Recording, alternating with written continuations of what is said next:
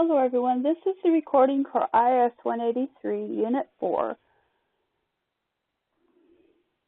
The Unit 4 reading is Chapter 6, Additional Database Objects, Chapter 7, User Creation and Management. The Unit 4 discussion, the initial post is due Wednesday at 11:59 p.m. Do not forget your required APA reference and in-text citation. Define and describe the importance of SQL queries. Provide examples of 2 SQL queries in your discussion board post. Explain the expected results from the SQL query. 3 replies are due Sunday by 11:59 p.m. Don't forget your one open-ended question in one of your replies. The Unit 4 assignment, Part 1. It's due Sunday at 11:59 p.m. You're going to log into SQL and then choose SQL Workshop, and then you're going to go to Object Browser. Now, if you can't see your tables in Object Browser, then just go to Utilities from SQL Workshop. I don't have utilities when I'm in the browser, so if you don't, just go back to SQL Workshop. Then you're going to select the utilities and then the data workshop, which looks like this. Then you're going to do unload data, and then you're going to choose a format. Now, if you have Windows, choose XML. If you don't have Windows, choose a text format, and then click Next. Now, this page will come open, and you'll see that your schema is listed. You need to select student data, and then while holding down Control, you're going to select SID, course name, and grade, and then click Unload Data. And then you'll get an XML or text file depending. If you get an XML file, then right-click it and say Open with Notepad if you don't get the option to open with to begin with. Just go to Downloads and right-click the file and choose Open With, and then choose Notepad. If you're doing a text file, it will probably open Notepad by default. It doesn't really matter, but you can open it with Notepad also, or whatever you have whatever text editor you have on your machine. So this is kind of what it looks like. What we've done is pulled the grades by student ID, the course name, and then, of course, the grade. The Unit 4 assignment Part 2, you're going to create a Microsoft PowerPoint 5-page mini presentation to explain B-tree indexes. Slide 1, you're going to select a presentation template. Now, usually when you open PowerPoint, the templates are there. I'm not particular about the template you use, but you do have to do a template. You just don't want to send me a blank PowerPoint. Then you're going to identify yourself and your topic. So, for instance, you could do the topic on the title page as the title and your name as the subtitle. That's probably the way I would do it, but that's up to you. Slide 2, provide an overview of what your presentation is about. You may use a small paragraph or bullet points. You should have a screenshot or a sample create index.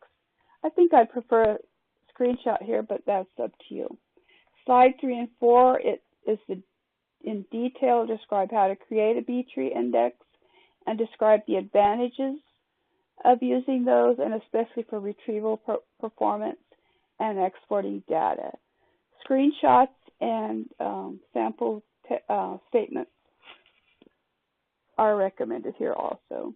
Just make sure that you don't have the same screenshot on every slide and that you have some different things demonstrated. Slide 5, you're going to provide a conclusion about B-tree and why they are so popular. Make sure you check for spelling and grammar.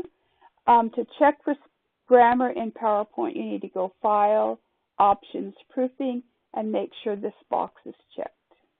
And the spelling box should already be checked. Submit the XML or text file from Part 1 and the PowerPoint file from Part 2. Now for studying the midterm, in the previous weeks I've done both midterm and final from the chapters covered. This one is just everything from the midterm that you need to study. So you only have to study this one. You don't have to pull out the others. I changed my mind about that after I did the announcement. Due Sunday at 11:59 p.m. It may only be taken once. Know what a record is, page 3. Know the types of relationships, page 5. Know what a primary key is, pages 7 through 8.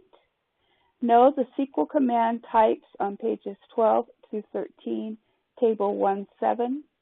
Know what a common field is, page 17. Know what the rename statement does, page 59. Know the rules for table names, page 59. Know the Oracle 12c database types, page 60, table 3-2. Know which constraint cannot be created at the table level, page 106.